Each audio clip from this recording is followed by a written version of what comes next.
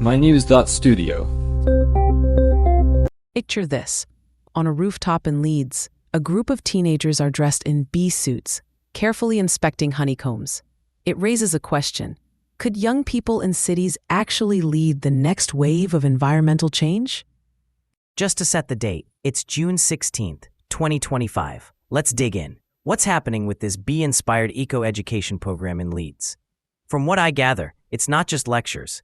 Kids and teenagers are suiting up and actually tending beehives right there in the city. For a place like Leeds, why is this a big deal? It's directly linked to the global pollinator crisis.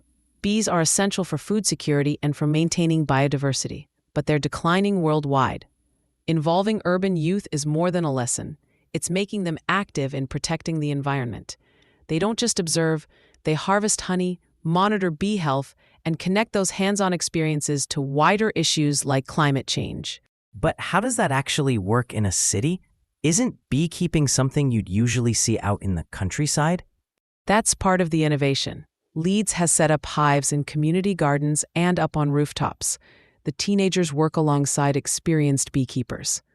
Plus, the program teams up with schools and local groups, providing things like raised beds and teaching materials. So it's not just an after-school club. It's actually built into education and local life. Still, there must be hurdles. I mean, not everyone loves bees, especially in a city. Definitely. Many kids started out thinking bees were dangerous or just didn't see the point. The organizers had to address those fears and misconceptions head-on. They ran supervised, hands-on sessions, made sure everyone had protective suits, and brought in veteran beekeepers to guide them. That helped a lot. And by tying beekeeping to issues like local poverty and climate change, suddenly the project felt a lot more relevant. So it's less about bees alone and more about these broader social and environmental challenges. Exactly. The skills the teenagers pick up, like careful observation, teamwork, and responsibility, go far beyond beekeeping. The curriculum links what happens in the hive to subjects like biology and ecology, even connecting with the UN Sustainable Development Goals. Plus, they get a chance to join citizen science projects and campus sustainability efforts. You mentioned inclusivity earlier. How do these programs make sure that anyone, whatever their background, can actually take part? They work closely with local schools and community groups. For instance, some projects run sponsor a school hive schemes. Businesses or individuals can fund hives for schools that wouldn't otherwise have access. Making sure everyone feels welcome and safe is a central concern. So participation isn't limited by background or experience. And in terms of results, have they seen real changes, or is it too soon to tell? There are concrete outcomes. Students are developing hands-on skills and a strong sense of responsibility. You can see teenagers from all walks of life working together on rooftops and in gardens, learning how their actions matter for biodiversity and the climate.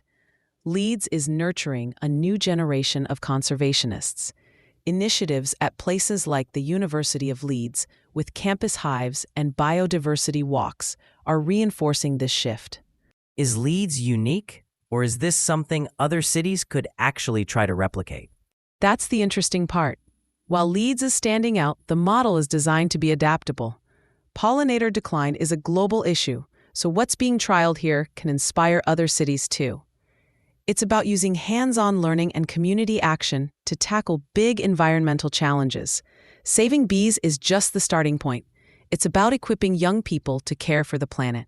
Looking ahead, do you see this approach spreading to more places? Is there momentum behind it? There's growing interest, both in the UK and abroad.